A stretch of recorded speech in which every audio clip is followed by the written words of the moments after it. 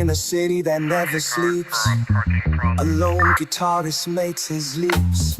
Fingers dance, strings sing a tale of a dream that feels so frail.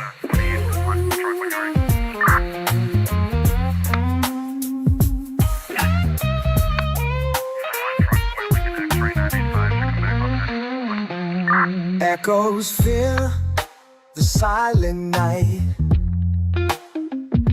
A lost love, a heart so tight. But in this cold, hard world, hope's just a fleeting word. Oh, trees whisper, oh, trees sigh. In the darkness they take flight. Heartbreak echoes, lonely cry. In the cold, hard light, guitar soars through the stormy skies. A melody that pierces the eyes. Love's a memory, a distant dream. In this world it seems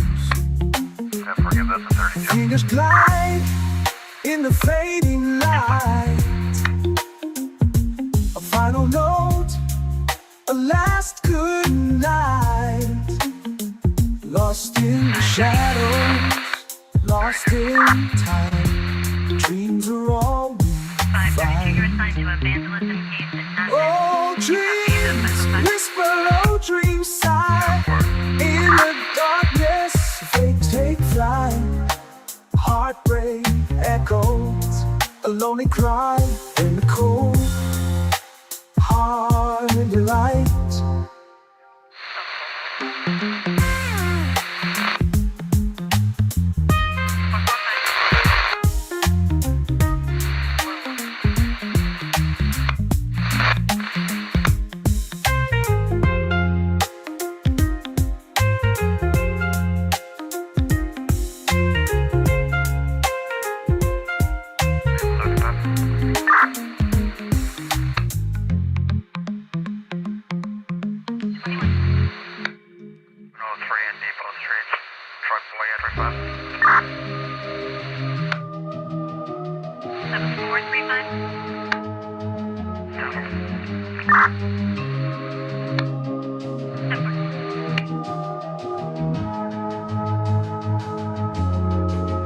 In the shadows where whispers dwell, 1.3.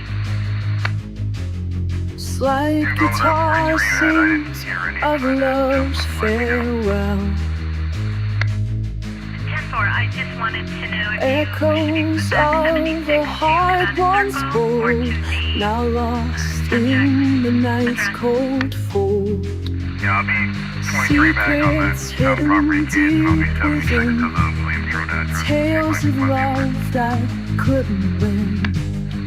Promises made in moonlight's glow, now broken like a shattered show. Sorrow in the guitar's cry, resilience in the sky. Through the night we'll find our way, carrying secrets, holding on today. Memories of laughter and tears, in the silence they appear. Whispers of a time so true, when love was all we knew. Lost in the echoes of the past, wishing for what we had. In the dark we search for light, holding on to what we fight.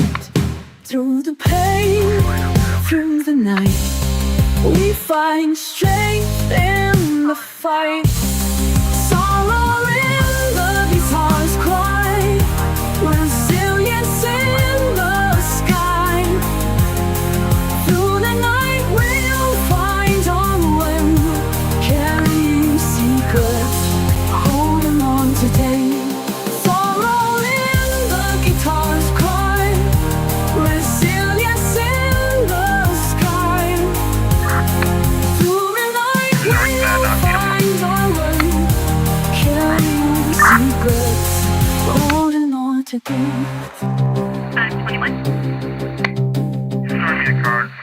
parking problem.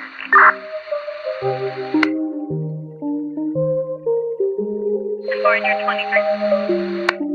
Yeah, that's where I'm gonna. Okay, good evening, everybody. Thank you for joining us tonight. I hope you're ready to have a fun Saturday night with us. Or if not, hopefully you're going out to do something fun. Maybe some Coyote Ugly, some bar dancing, whatever the younger crowd is probably doing tonight. Now, we're going to try something different tonight. First of all, I also want to point out, so I've activated on the lower portion of the screen, you can see the live comments from chat. You guys can let me know if this is something that's going to be annoying or something you find interesting. So I'll just look at feedback over that. For now, we'll keep them up there. And you have to, I have no control over the size, so you'll have to lower, if you increase your screen to full screen size, you'll be able to see those comments. So it's something a little bit different. StreamYard is always trying to bring us something different. Now, what I'm going to do tonight is I'm going to bring in our Southeast reporter for Myrtle Beach, Zemo. Now, he is not someone that has followed the Karen Reed case at all. He's not even really aware of it. And so let me bring him in right now. And hey, Nemo, how you doing, my man? Hey, how's it going? So after we go over this, me and Nemo's going to present us on the West Mesa murders from Albuquerque. Now, I just looked into this for the first time today. Wow, this is a really fascinating case that could even be connected to Jeffrey Epstein. So there's some really strange stuff. I know. So it's just, I can't wait to hear what you found out about it and what you have to say. So we're going to spend about 15, 20 minutes on this Karen Reed thing, and then we'll go to the rest to the West Mesa thing.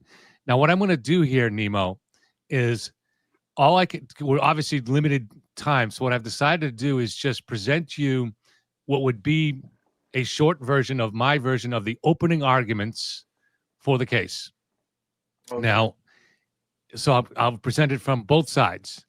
Now, and I'm going to make claims in those sides, for instance, that we're going to show you this kind of evidence or what.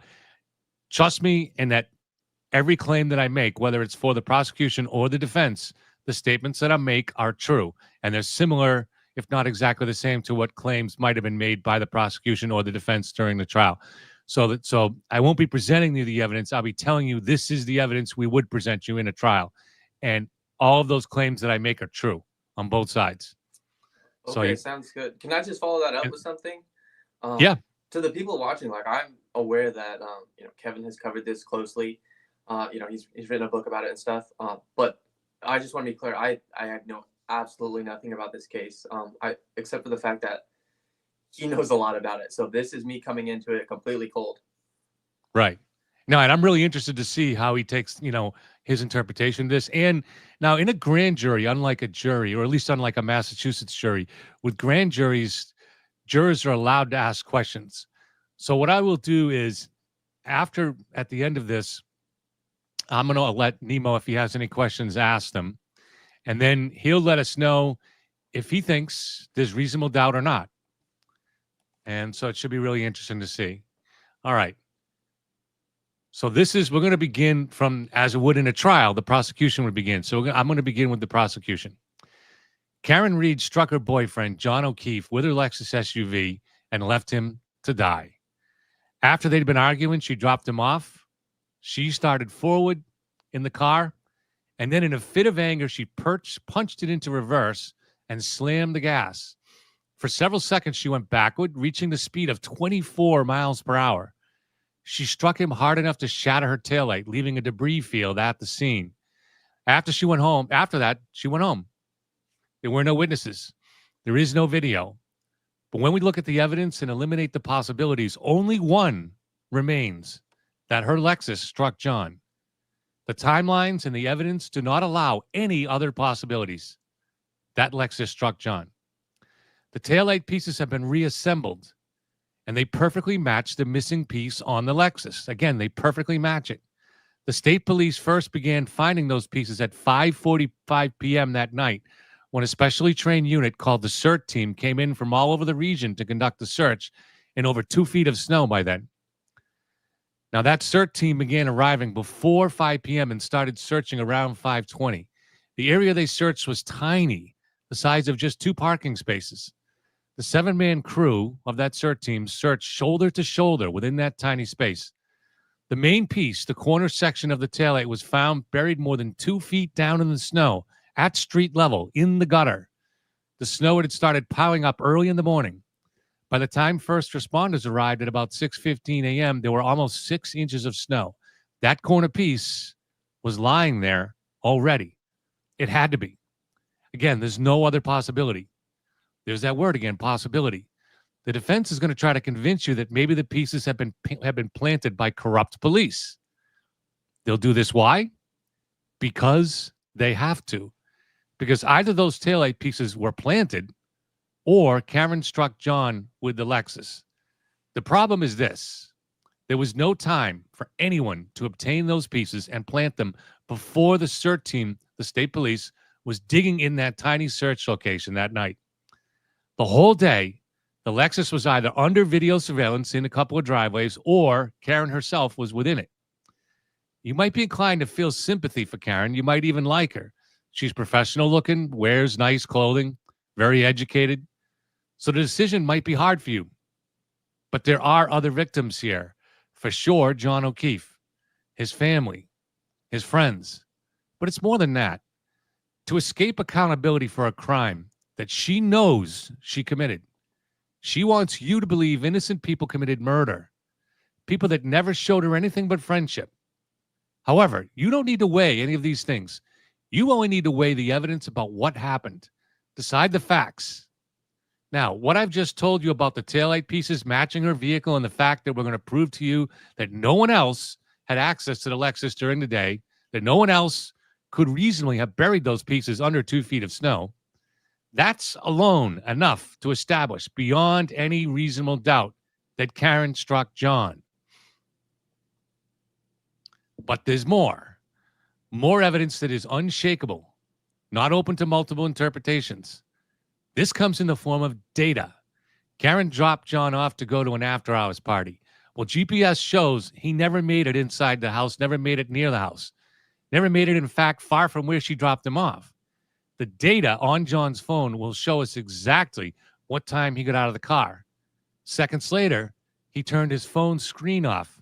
And a mere moment after that, the data will show that's when he was struck. So we know within a few seconds what time Karen put her car into reverse, slammed the gas, and struck her boyfriend, who was in the process of breaking up with her. And she was understandably unhappy about that.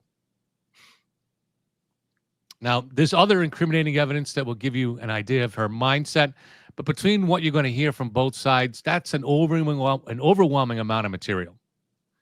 Now, there's no way you'll remember all of it, even with the help of the other jurors as you discuss things during deliberations. But never lose sight of the basic facts.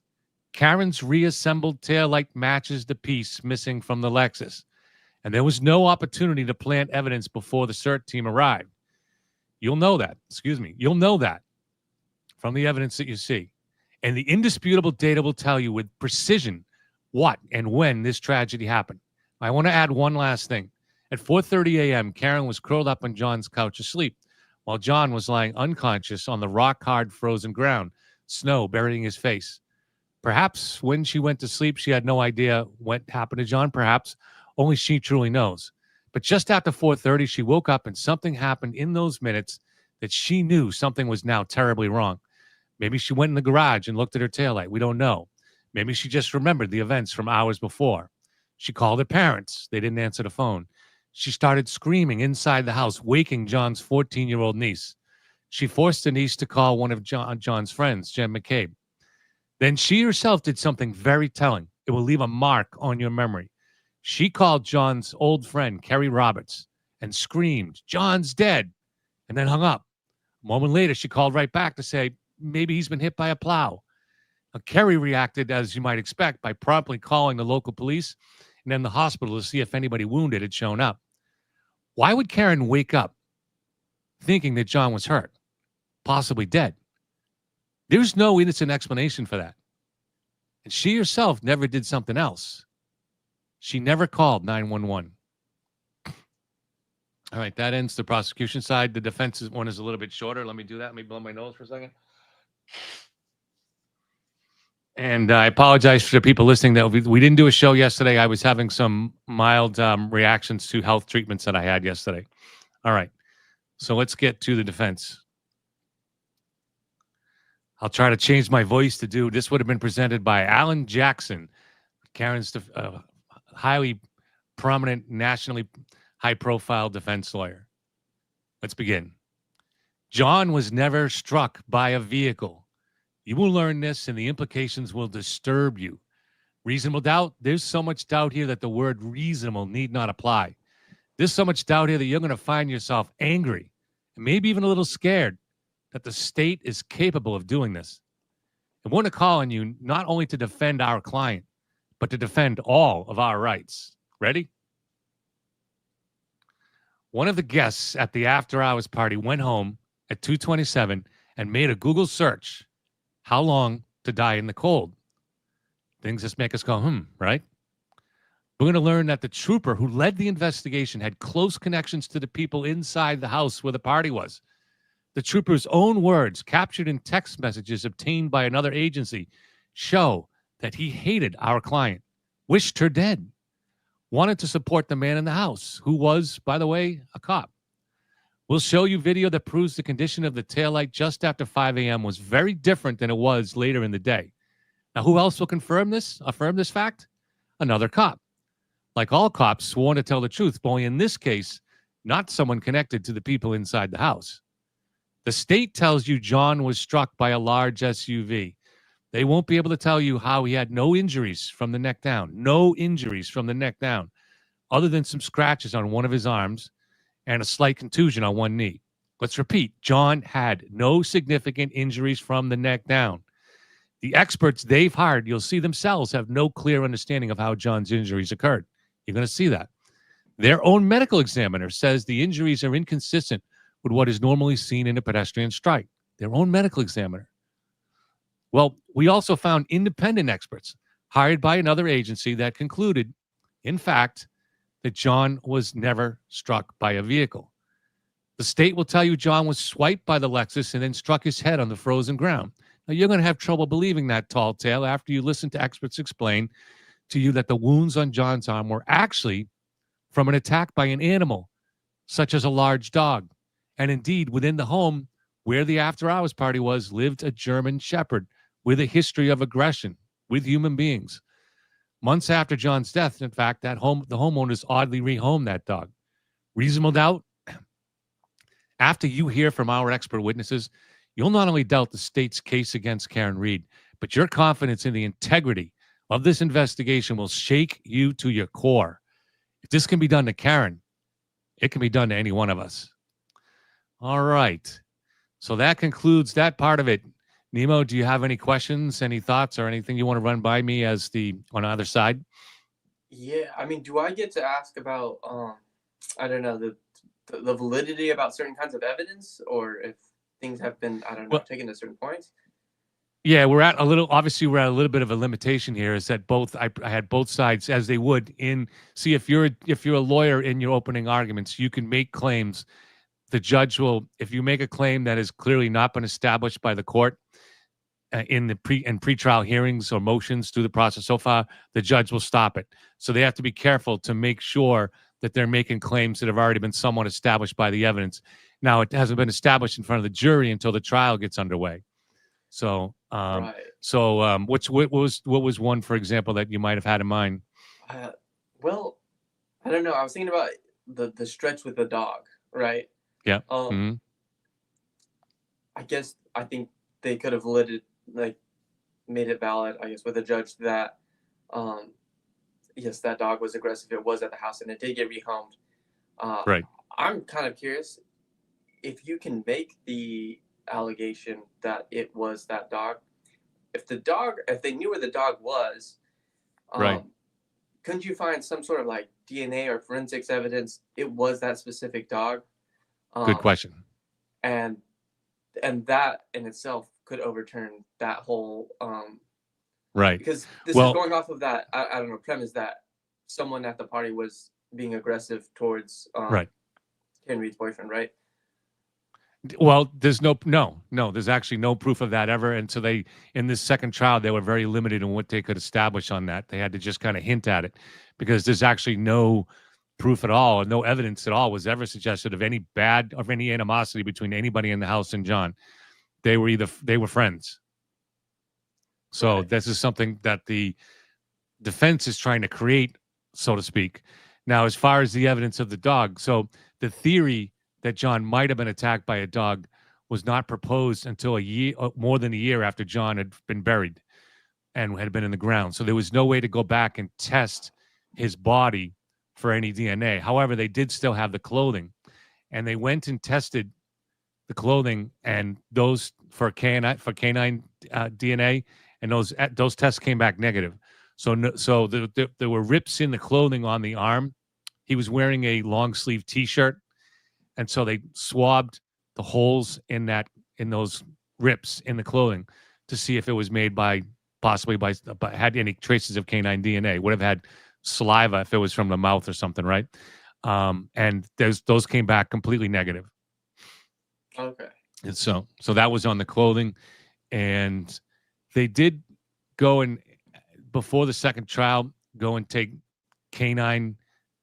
They went and found the dog. It had been rehomed up in Vermont, and they took dental samples to see if there's any match. This was the prosecution that did that, but they decided to never present. They would have had the chance to present that on rebuttal in trial, and for whatever reason, they decided not to. And that was the prosecution, you said? The prosecution decided that the jury had been, I don't know, they just felt I guess they felt confident in the jury, which was a mistake, Right. because all 12 of the juries voted to acquit. Okay. No, yeah, I don't know that I have many other questions. I think making the claims about how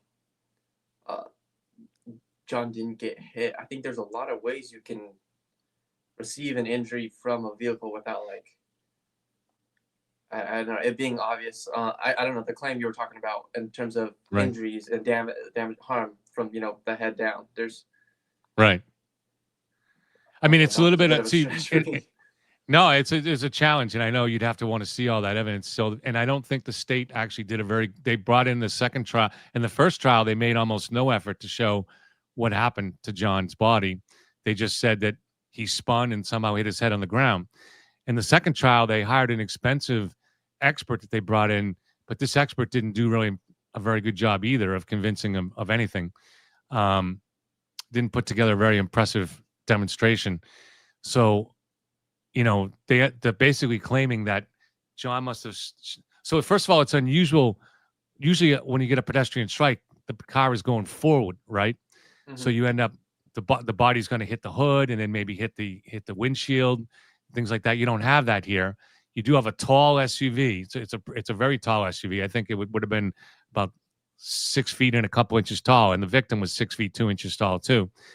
And they were claiming that the vehicles just sideswiped him, only hitting him in the arm, and it did kind of send him back spinning, and then he hit his head hard on the frozen ground, hard enough to shatter bones in his body, in his cranium, to shatter. So there were no broken bones established in his body, and it also came out late in the trial that at some point X-ray. This didn't come out in the first trial. It strangely came out at the end of the second trial that there were X-rays taken of the bones of the body during the autopsy, apparently, and it didn't show any broken bones.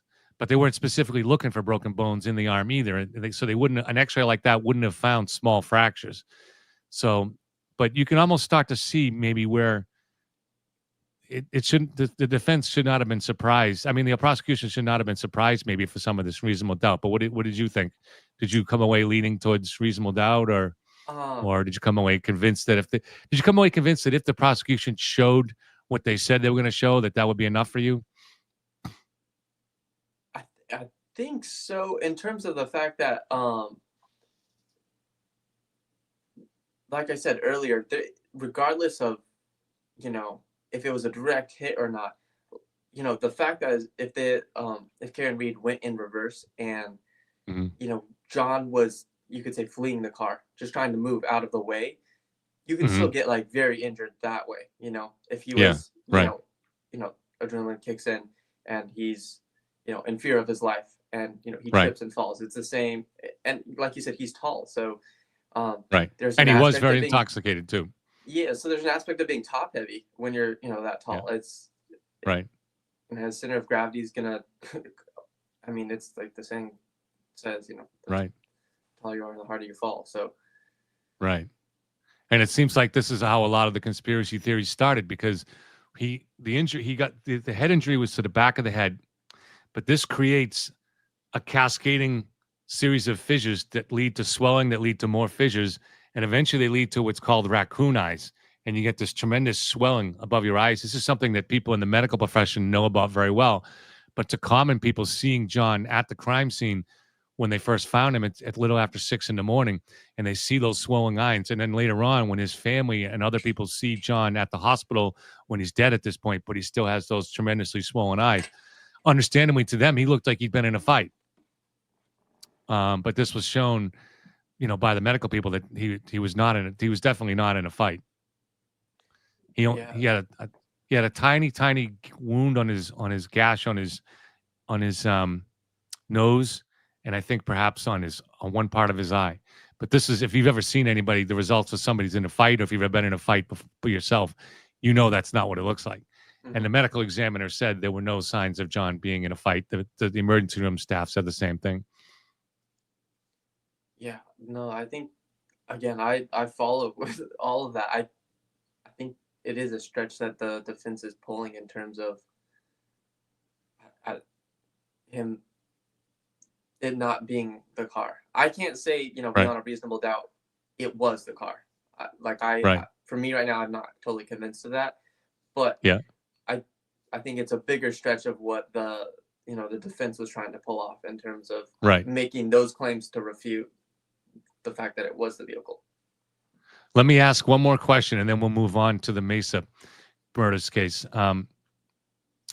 So if you were a jury and you had just heard those openings by both sides, and now the next step is you're going to start getting the evidence from these guys, in your mind, what are the evidence that you'd be keying on? You'd be saying, all right, I really want to see this, and this will help me make up my mind. What expectations were created for you by listening to that about which evidence you would want to be waiting to see?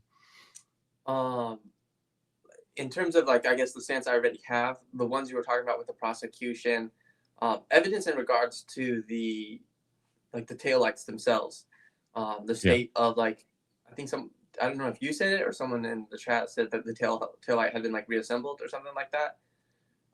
Yes, the taillight was reassembled. About 95 or 98% of the pieces were eventually found, and then when they reassembled them, that fit the piece that perfectly was missing from the car. So there's no question that those taillight pieces went to the Lexus. Right, and they were near the the side of the crime, correct? Yeah. Yeah. Okay. And I guess something else I would have been interested in finding out from evidence was a lot of dating in terms of things. I guess what did you say about? There was something about GPS location.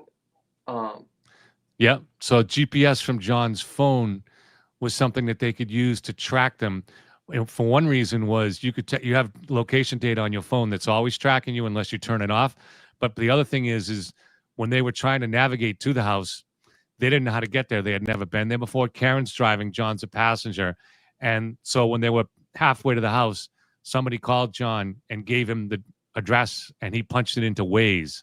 So now they're following Waze, that application, for the last mile to get there. And when we learned during the trial that when Waze comes on, now the actual location data becomes that much more accurate because it starts taking it from multiple sources through the algorithm and putting it together. So they were able, and it starts taking more frequent snapshots. So they were able to see Karen driving down the street. Then they missed the turn onto the Fairview Road, which is where the after-hours party were. And then so shortly after that, they had to do a 3-point turn. They're able to see that all in the data. And then she takes the turn. She doesn't even stop in front of the driveway. She slows down, but then keeps going, and then eventually comes to a stop at the end of the driveway. I'm sorry, at the end of the property, which is where John was found, at the end of the property. So for him to walk into the house, he would have had to either walk across the yard in the dark or walk back to the driveway and then up the driveway to the door, which is, I'm sure, the way he would have went. and the GPS never shows any points along the way where he did that. And he was found pretty much right near where she let him off, where he got out of the car. Right. So another couple of things is who did you say again? You said somebody had looked up whether how long it takes for someone to freeze to death. Yeah. Nicole? I didn't say that in the openings. No. Or not the openings. The defense said something about that. Nope. I don't think anybody said anything about that. So, how long it takes to freeze to death?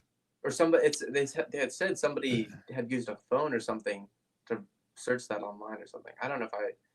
Oh, okay. No, all right. So what it was so this, I didn't really get much into it, but because they didn't do much with this in the second trial, they did a little bit with it, did more within the first trial.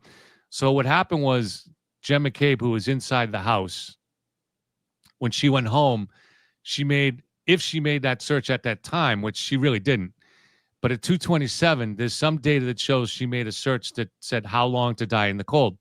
Well, it'd be kind of weird if she was making that search when supposedly unbeknown to her friend was doing just that, dying in the cold of the driveway.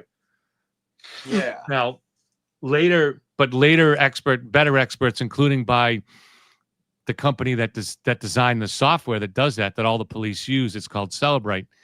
That later information showed that was really just a glitch in the way the software was reading it. That in fact, she made those searches along with two other similar searches at around 6:23 when she was sitting in the police cruiser while they were taking John away and putting him on the ambulance. Karen had asked how long would it take for someone to die in the cold. So Jen made that search. And then a few minutes later, Karen on the ambulance, so about 10 minutes later, was on the ambulance, and she would ask the EMT about roughly the same question: how long would it take for somebody to die in the cold, or how long could they last in the cold? So she was the one that was interested in that information. But the defense is trying to suggest that if Jen McCabe made that search at 2:27 back when she's at home, then she was part of some conspiracy, that she knew that John was doing that, which I would agree. If Jen actually did make that search at 2:27, to me, there's no innocent explanation. Then there would be some kind of conspiracy here, but it doesn't match any of the evidence. Gotcha. Okay. No, I'm glad you clarified that, because I think that definitely clears that up and makes it interesting to me. I think my last question would be, how do we know that John was breaking up with Karen, I guess? Like, what? So we know that they would review in court a lot of the old text messages. Text messages between Karen and John, but also text messages between Karen and someone who she was having a brief affair with. He was a federal agent named Brian Higgins, and she began a text flirtation affair with him. And from that, it was clear that, and also from the niece's testimony, there was some testimony too. For instance, the niece who had witnessed them fighting, and other people who had witnessed them fighting, that he was basically in the process of breaking up with her. Or at least was on the fence of doing that. He felt, to put it in his words, that the relationship had run its course, and that's not how she felt at all. They'd been dating about 2 years. She was not someone that ever wanted kids or a family, but she is someone that made a big effort in those 2 years to be kind of a mother to those. John was raising his nephew and his niece. The niece was 13, 14. The niece was 14 and the nephew was 10. And so when John's sister had died of cancer, John took custody of the children. And so when Karen was dating, she kind of became part of that new family that formed. So I think understandably, she felt she had invested a lot into this and didn't want to be dumped. She felt like all that investment in time and energy put into it had been wasted, So I think she maybe felt a little bit used. Now, this was not something that came out in trial, but we know that Karen had some major impulse control issues. Well, it came out in the trial. She would demonstrate herself sometimes in trial, but she has some major impulse control issues. Okay. No, yeah, I think that clarifies like a lot for me. But yeah, I kind of maintain my stance just in terms of, I was curious, like, where, because I think that part, right, that we just talked about was a critical part of the Right. prosecution. That is Right. kind of like motive, right? But like you Right. said, if that's the context of what was leading up to that, I think it's a pretty Right. safe assumption to assume that's kind of what was going on at that point. But that, I But mean, did she, again, but did she drive it on purpose? Did she drive it on accident? Did she even hit him? Those are all the big questions we'd have to ask. So let's get to the since we've put already a half hour into this, let's get to the West Mesa one. I'm really glad you brought this case to my attention. I'm going to let you explain what went on with this case, but this is just definitely an interesting, fascinating case for several reasons. And I just got that from looking through the Wikipedia. But go ahead, tell us about this case and the bone collector case, because that's the gotcha. nickname of this. So originally, I'm from Albuquerque, New Mexico. Albuquerque lies in a valley. You have like the hills, not the hills, but the mountains on one side, a river running through the valley. And then on the other side is, on the west side of the river, of the valley as well, is essentially, it's not as green. It's very dry. It's Mhm. a mesa, which Mhm. is basically a big cliff with a big plateau, kind of tumbleweeds type of area. There's, It's on the edge of desert. Would that be fair to say? yeah, I mean, it is the desert. Or it's an So, oasis in the middle of desert, basically. well, not even an oasis. It's basically a plateau. Mesa means Okay. stable in Spanish, so it's just a plateau up there. Okay. Uh, and I used to live, at the base of the plateau, where the cliffs are. And All if right. you climbed up the cliffs, you would be at the top. And up there, it's a little more developed now, but it's just completely blank. There's not really any trees. Mm-hmm. It's just wide open. Not a lot of like buildings or anything. And back in 2009 when this case was discovered, there really weren't any buildings at all. So for some better context for some of our viewers is, if you have seen Breaking Bad, the area where Walter White says, Jesse, let's go cook. They take the RV and they go into the middle of Yeah. nowhere. Very That famous. Yep. is actually because it was filmed in Albuquerque.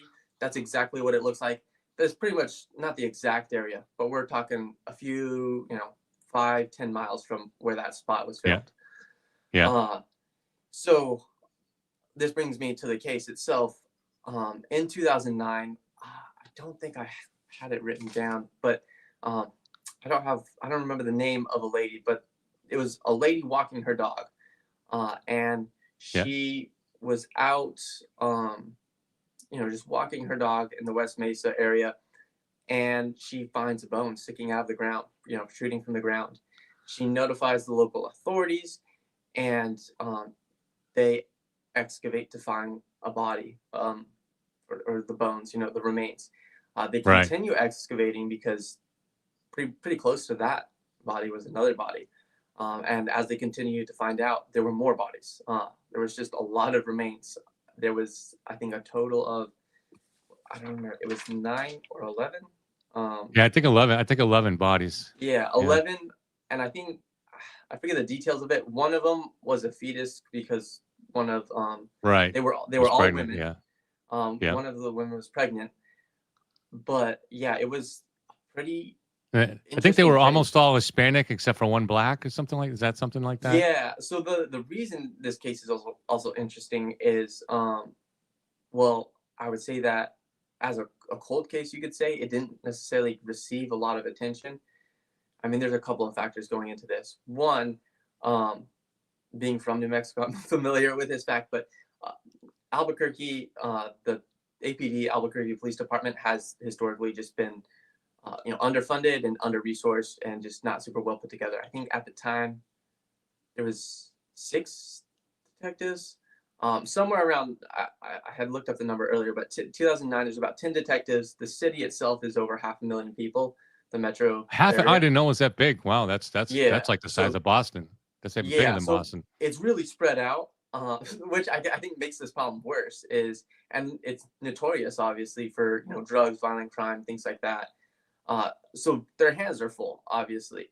Hmm. And as a cold case, this didn't receive a lot of attention in regards to the fact that all 11 of those victims all of the women were involved or had, links to prostitution, sex work, drugs, things like that. So, by default, that suddenly that takes people's interest. It's like a lot of people in Albuquerque are like, oh, we have bigger problems to worry about, and they were asking for it or something.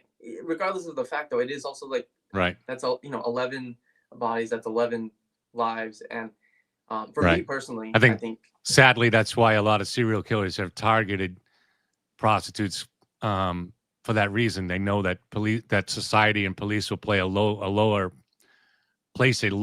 priority on trying to solve those cases and can hunt down the killers. yeah, exactly. And I don't know, it's disappointing. I would say, I had an aunt, from that background, and she would go missing here and there, and but that never changed the fact that she was still, an aunt, a mother, a sister, a daughter. Right. And that's exactly what, these 10, 11 victims were as well. Um, And especially some of these girls and women started out possibly they were trafficked. And so they may have even been abducted into some kind of life or forced into some kind of life that basically becoming a prostitute was the only way to survive eventually anyways. It's all they knew. But that doesn't, but they started out completely innocent in many cases, And some of these, one of the victims was only 15 too. Two of the victims looks like were Yeah. 15. which is, and it's honestly horrible. And yeah, like you said, if you're familiar with that kind of scene of things, a lot of the times it's, if they get you hooked on a drug, you become reliant on the drug. You are, you're locked into that lifestyle, Yeah. and you lose, the free will that a lot of us are privileged to have. You know what I Right. mean? Right. But going on, with the case, I think they had dated that most of the victims, I think it was, hold on, I might have gotten the, yeah, no, okay, so it was February 2009 when these were like found. I think it was 03 to 05 where they dated the remains of the bodies. It might have been, yeah, no, I think it was 03 or 05. And there's, I think, some shaky evidence on it could have been earlier than 03, 2001. Yeah. But about a 2-year period. The issue, I think, is the gauging for these dates of when these bodies were found is Right. the evidence, I think, that they used to do this was satellite imagery, and they checked that area. Yeah, that was a fascinating part of this case, how they were, which is also unique to the conditions of being on the Mesa, right? So the Mesa, Mhm. so they could It was look undisturbed. back in time. Yeah, good. Exactly. It's no man's land. So, you use Google Earth or something, and you look at the dirt and you're like, oh, it's been disturbed. So that allowed them to pinpoint, a collection of years of when that Right. dirt got disturbed. These bodies were Every buried. time a new vehicle left tire tracks there, they were able to go back over time and Mhm. see that because of satellite images. Exactly. Because it's in the desert, so those tire tracks are not going to be disturbed very often.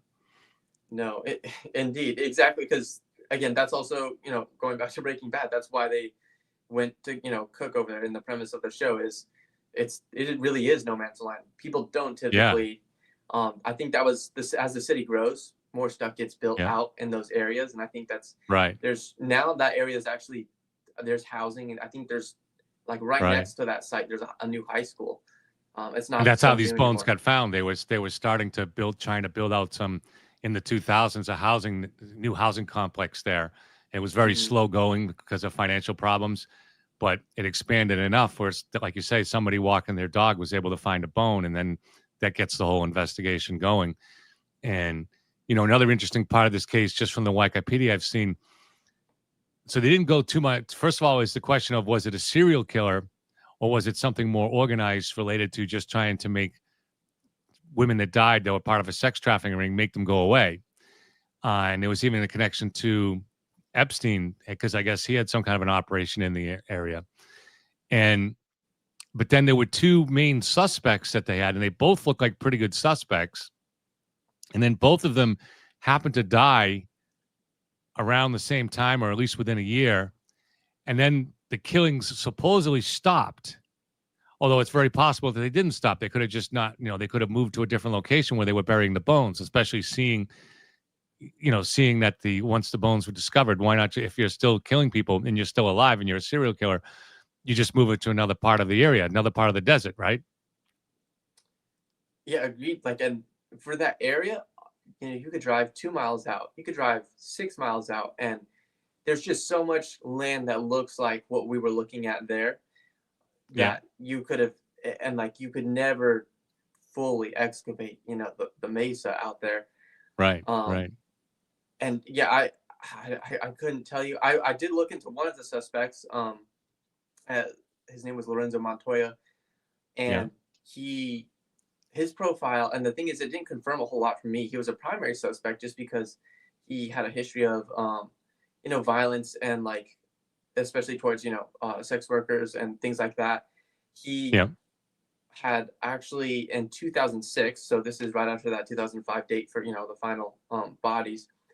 He had strangled I forget this woman's name, but he had strangled her after meeting her online or something, and her boyfriend saw Lorenzo taking the body away and shot Lorenzo Montoya, and that's how Lorenzo Montoya died. And so with him Right. got him being a primary suspect. My thing is just like using somebody's history as, I mean, that's the main reason he was a primary suspect, is he was somebody who was violent towards women at the time. So Right. that was like Right. their main suspicion. He was also near the location. Right. I guess is the other thing. But that's again, not beyond a reasonable doubt. That's why Right. he could have been a primary suspect. I think he It looks was. and it looks like maybe they didn't have him as a suspect until after he was killed, right? Did you able to find out on that? And they were Yeah. again able to look back at those satellite pictures, and they saw that there were dirt trails leading from his trailer park where he lived to the site. So again, it's amazing they're able to look back and find this unique evidence because of the location. And it says he'd been arrested twice before for violent attacks on sex workers. He had threatened to kill his girlfriend and bury her in lime. And coworkers, he worked as a pressman at a local printer. Coworkers had said he talked about killing women and burying them in the West Mesa. So it definitely, but I've seen from looking at other cases, and including a case that we did this week, sometimes, like we did a case this week on a young girl that was disappeared, and there were 3 suspects. 2 of them are also now dead. And you'd look at them, and each one you'd say, that's the person. But the problem is it's not all 3. They didn't know each other. So this evidence can really look compelling, but yet it's not them. That's the danger with these cases. Exactly. And I think the context too is like that's also kind of critical. Is like you said, being someone from that area, he had told his coworkers, that he wanted to kill someone and bury them in the West Mesa. The West Mesa, the Mesa area was like notorious, obviously. Like if you wanted to do anything, nobody would get, the grip of or anything like that. You would use we're gonna go do this in the West Mesa. It's kind of like a thing I would say in Hooker is like, we're gonna go out. It's like saying, out in the boonies or something like that. So that in itself, I don't think is even like super pinpointing, if that makes any sense. Right. Is somebody saying that the volume is down, or is that just on their end? I'm trying to look in chat. It only looks like one person was saying this. Is anybody having any trouble hearing us? All right. I guess it was just one person. I'm trying to read what she might have been having problems on her own end. Okay. So I was not able to find anything else about the Jeffrey Epstein connection. Did you find anything else further on that, Nemo? No, I've heard a few things about that. I guess sorry, I'm speaking up louder because I think someone said it's hard to hear me. So I'll try to speak up. But I think what would help with that is Jeffrey Epstein's. I don't think this is a serious connection, and you could look into this more. But Jeffrey Epstein's, his ranch was in Santa Fe, New Mexico. Beyond that, I think if we're looking at it from like that angle, there's a lot of, I guess, big picture pieces that could fit together. It's close to the border of Mexico, close to El Paso and Las Cruces.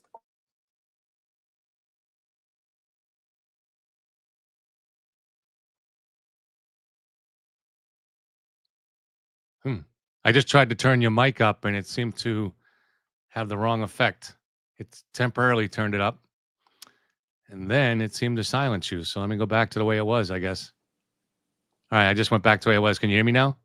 Can you? Yes, I can still hear you. Sorry, I think you had frozen. Well, I went to this thing that turned your mic up because people were saying yours down, and then it started to go up, and then all of a sudden it just completely cut you out. Let me give it one more shot and see if this works. It should Okay, work. I don't know just why. switched a setting on mine. Let me know. I think it should be a little bit better now, actually. I Yeah, think, that sounds much better. You might have been you must have been on your computer mic. yeah, I think it had sat on the wrong one. I apologize about that. I'll make sure it's on the right That's one in the okay. future. We've all had these kind of problems over the years. Trust me, don't worry about it. No, it sounds good now. It does sound much better. Okay, sorry about Yeah, that, guys. That's what's happened. You had it set on your computer mic, so it was your mouth is pretty distant from the computer mic. So okay, we got it now. We got it figured out. Okay, but yeah, just in terms of geographical context, like Jeffrey Epstein's ranch was in Santa Fe. There's a lot of trafficking that's going through, El Paso, the Chihuahua area, and I can't think of it off the top of my head, but like southern New Mexico, a lot of stuff has gone on in terms of sex trafficking in the last couple of years. And there's just so much traffic in general of Hispanic girls near the border down there, from the cartels. And I hate to say it, I don't want to get too far into this. I've done an episode a year ago on this, and more came out last week. But the U.S. government itself was in there. The Biden administration didn't want those pictures of what people were calling kids in cages, so they were releasing these kids by the thousands. Actually, the total was 11,000 to anybody that would sign for them, and that mostly included people that just wanted cheap child labor, basically slavery. But it also included, no doubt, a number of sex traffickers, and it's just horrible. And it's a whole mess that they're trying to. Some of these kids went to strip club they found, and it's just it's a nightmare. So there's the trafficking down there is Breaking Bad. It is. I would completely agree. I've even as a child, when I was 12, I think I went with my dad and like some members from the church, and like we tried to go do a mission trip or something like that, and you do hit the cartel. We had to turn around because we hit the cartel, and like the Mexican law enforcement was like they've taken over this section of the road, like we can't even keep going south. But like so you had to cross the border for that. Well, we had already crossed the border. I'm trying to remember a specific area. I think we had crossed. I mean, if the Mexican police had taken over, you must have had to cross the border. Yeah, it wasn't even the standard police. It was like the military police. They said we could keep going, but they also mentioned, and I remember like I was just like shocked because I'm just a 12-year-old boy, or something like that, and they're like, yeah, if you keep going, they've hung up bodies like as warnings, which is like typical cartel behavior. But right, yeah, you must have crossed the border, definitely. Oh no, yeah, we definitely had. I can confirm that. Yeah, you wouldn't have the Mexican military or the Mexican police on this side of the border. Not even in an episode of Better Call Saul, also filmed down there, the spin-off series, which I love that series too. Likewise. So I mean, I think, is it worth looking into? I mean, is this so? Do you think that these killings actually stopped in 2009, 2010, or is there a chance that they're still continuing, just being buried somewhere else? What do you think is the evidence on that? Has anybody looked into it down there? Well, again, I don't think enough people and that's kind of why I wanted to look into it, because I don't think enough people have looked into it in terms of the fact that these two overwhelming facts. The victims are people that most people don't care about, so they're like, this maybe isn't worth.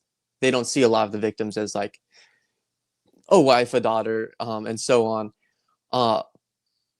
And also, in addition to that, the fact that these could have kept happening, what I can tell you for sure is there's tons of missing person cases and things like this going on in Albuquerque, and the numbers just go up. And I don't know, that always bothered me as a kid. You see the milk carton, like this person has gone missing, or my parents would get the the little coupons in the mail, and at the bottom there was just a new person, Right. missing. And all these people are missing, they're not showing up, and we see that a lot. And the issue is like you can't, again, like I said, excavate like the entire West Mesa. It's just Oh, right. Of course. it's so that really is just the desert and whatnot. And if something like that was going on, it could be anywhere. But I think it is worth looking into. And I think the connection you were mentioning, I hadn't thought about it for a while, actually. The Jeffrey Epstein connection could be interesting. I do think sometimes you can make that connection. A lot of people like to, like, wherever you can, but also I don't know, there are a lot of directions I think that could go. So I do think it's open-ended enough that you could find something interesting from it. Another suspect they had was a guy named Fred Reynolds, who was a pimp who knew one of the missing women and reportedly had photos of missing sex workers. And he died of natural causes also in January of 2009. So again, both these guys die at the time, and then the murders seem to have stopped, or at least they stopped being buried in that spot. Now, then this other weird thing happened.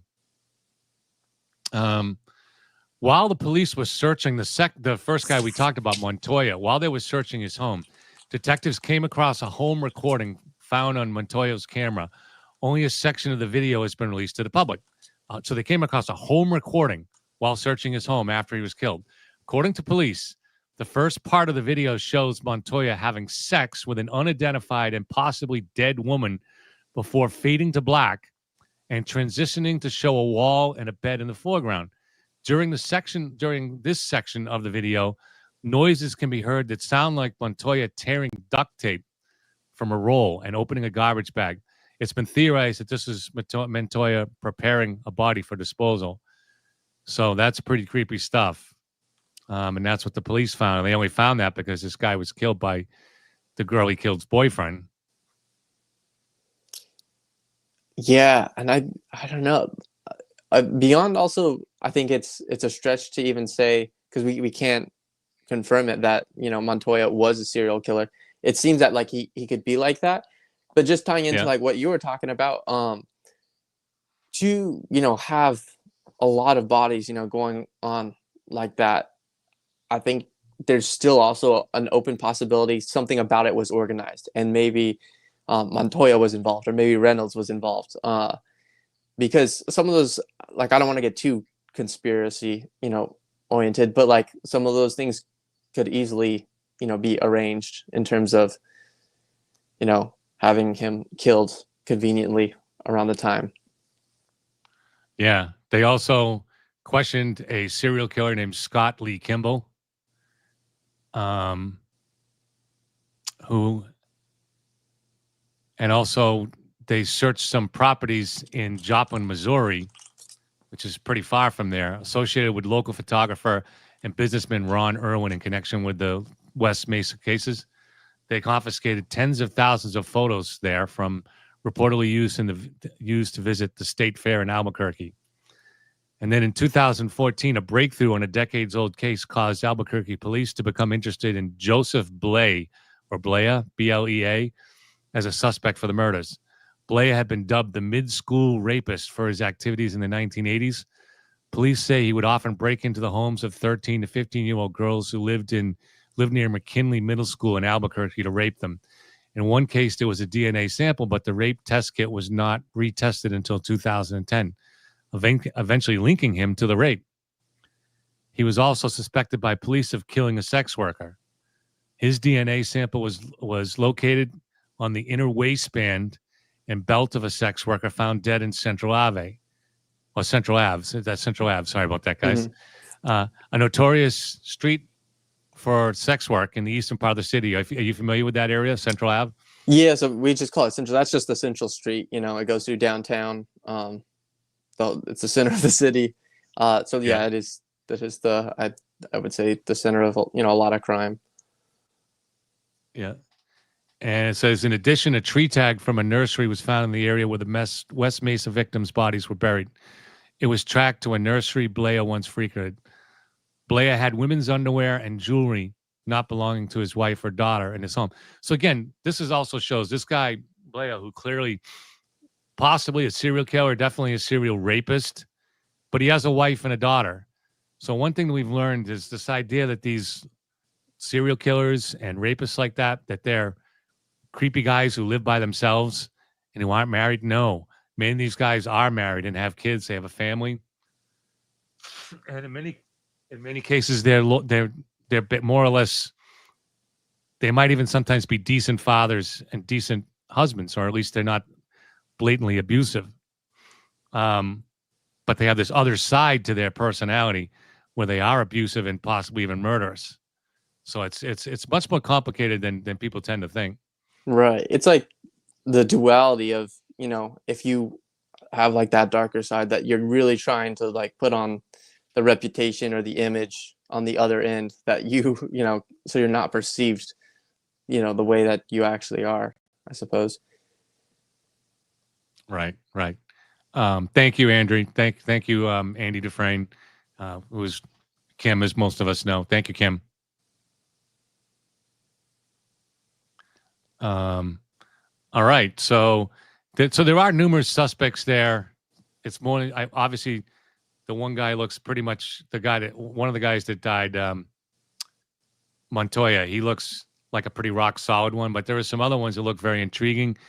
And then there's also the possibility that there's more than one killer operating down there, and it's a mistake to lump all these together as one thing, right? There could be a bunch of things going on there. It does seem like kind of like you hear the notorious holes in the desert in Las Vegas.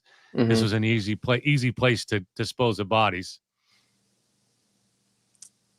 Yeah, no, exactly. And I don't know, it's definitely, a thought in my mind is like whether it was just one guy or several people, you know, Montoya or not, like that is to know like the circumstance or the context, like going behind it, whether it was like that, not only just that person or not, because 11 people, like within a span of a year or 2 years or whatnot, that's a lot of people, you know, to kill. And like what kind of, right. I guess, context or system or environment allowed that to happen for those people to disappear, right. you know, that quickly. Right. And no questions were asked until 3 years later after they had all died. So like the background of that is really intriguing to me, you know, beyond not necessarily just who did it, but like what kind of system necessarily, you know, failed those people and like right. allowed this guy to do all these things, you know? Right. Exactly. Yeah. And that is the thing. Those poor girls that end up in that situation, they do end up falling through the cracks very easily, even when they end up getting killed. And I'm sure police it's not that they don't feel bad about it, but there's not the same pressure on them as there are from people whose families are still aware of them, and the families are putting pressure on police. Hey, what happened to my loved one here? If you're a sex worker and you're no longer in contact with your family, you don't have a family that's looking out for you, you know? So very, very difficult. All right. So why don't we call it a show there? And we'll look forward to getting people more content next week. I'm not sure if we'll be on Monday or Tuesday. Monday is a holiday, so a pretty good chance we'll be back Tuesday. But we're trying to come on every night during the weekdays at 8 o'clock. So everybody, thank you very much. Have a good night.